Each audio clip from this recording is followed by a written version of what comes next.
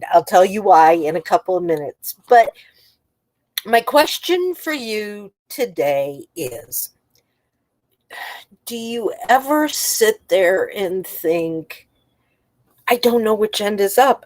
I don't know what to do first. I've got to do this and I've got to do that. And I don't know how to do either one of them. And should I maybe do this instead? And you just go, I can't do it. Does that sound familiar? Well, I'll tell you. It's what I've been going through for the last month or so. And, it's not very pleasant until you finally decide to say, okay, I'm going to go with it. I am just going to take things as they are, and they're all going to turn out to be wonderful. That's what I did.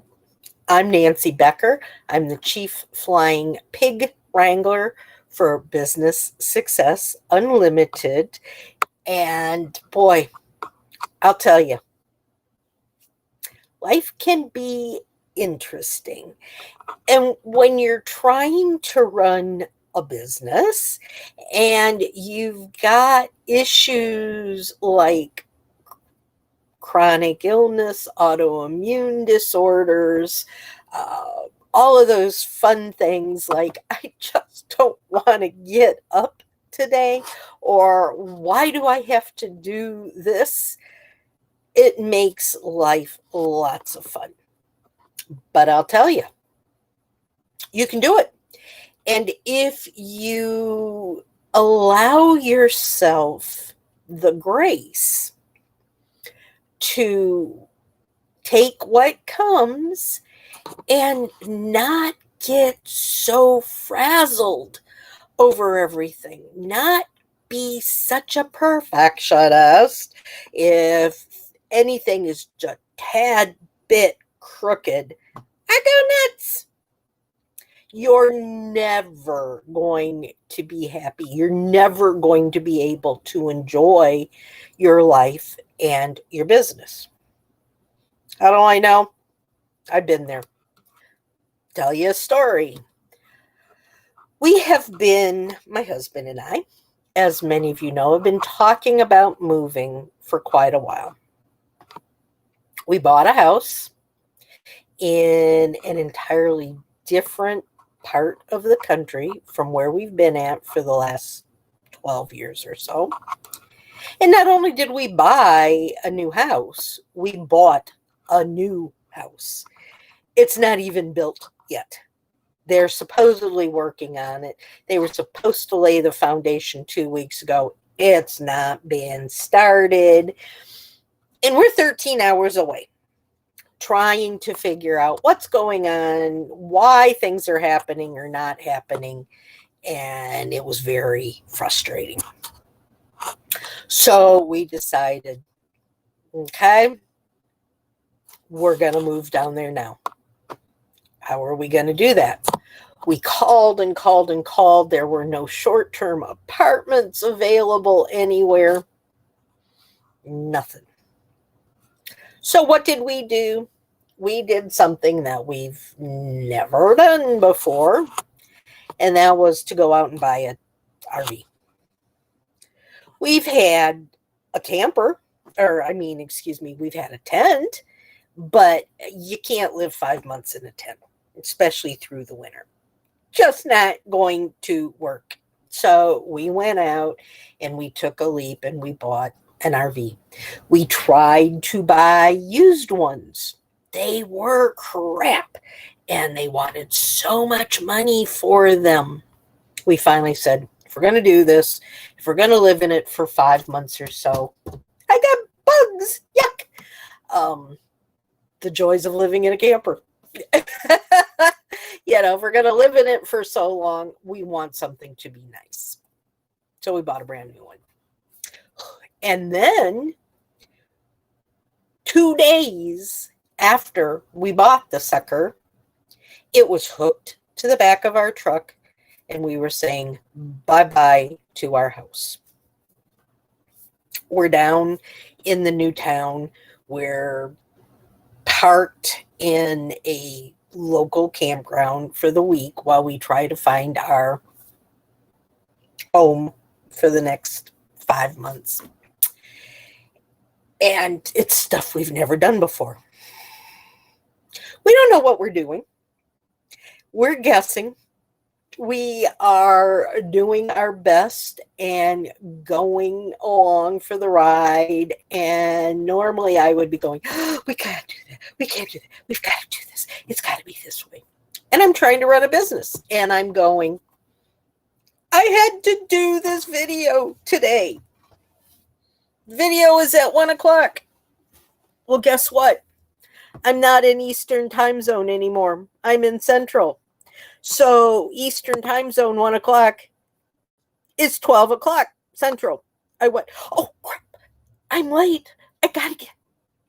You know, do you guys really care that I'm 6 minutes late getting on this video? Probably not. I did because I'm a perfectionist. But hey, I'm here. I'm doing the video. All is happy and good, and I'm not going to lose my business because I was 6 minutes late. You've got to, as my husband says, one of my least favorite words in the whole English dictionary is chill. If you can realize that there's nothing that serious, that you can't go sideways a little bit, then you might as well just sit in a corner. And I've done that too. Right after I was first injured, I got very, very, very depressed. We were living in the basement of my parents' home, which is now my home, because we were there to take care of them. And it was dark. It was, basements get dirty. They get dusty. I could not get out of bed. So I couldn't clean. I couldn't do anything. I couldn't even get up the stairs to take a shower or go to the bathroom. But I was there and I was flipping out because I just couldn't do anything. And I closed my business down. I said, excuse me. I said, if I can't do this perfectly, I'm not going to do it at all. So that's it. And literally, I did not do anything with the business for a couple of years. And then guess what? I kicked myself in the butt. I got back up and got going again. And I'm now hustling along. And I've got all of these new conditions. Am I going to close up shop again and sit in the corner of my camper? Heck no. If I do it from my dining room table, if I do it from the beautiful deck outside or the picnic table or whatever, it's a gorgeous day here. We're in the South. It's warm. The sun shining. I'm sitting here looking at mountains with trees that are beginning to change color.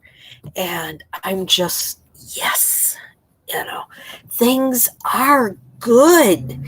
And because of that, I am happy. And I'm not going to worry if the floor needs to be swept a little bit. It'll get done. I'm not going to worry if there's a few dishes in the sink because they shut off the hot water this morning for doing some maintenance. So breakfast dishes are still in the sink. We'll get to them. It's not life or death. I don't have to be a perfectionist. And guess what? Neither do you. If you can stop and think about what's going on in your life and how you're dealing with it, and if everything has to be right smack dab in its spot, Or if you can sit back and say, it'll get done.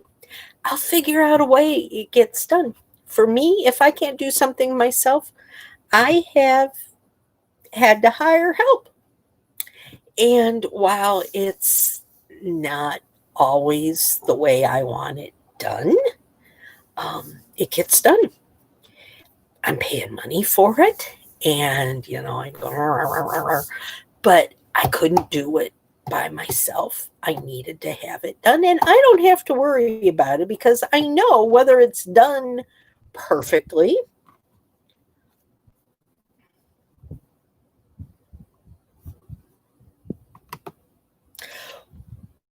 looks like I may have just lost my internet. Sorry about that, guys. Again, I could be freaking, but I'm not. Perfect is in the eye of the beholder. And just because I want something done one way doesn't mean if it's not done exactly the way I want it, it's not still getting done and getting done well. It's just being done differently. And that's okay. I am also learning to put my trust in God.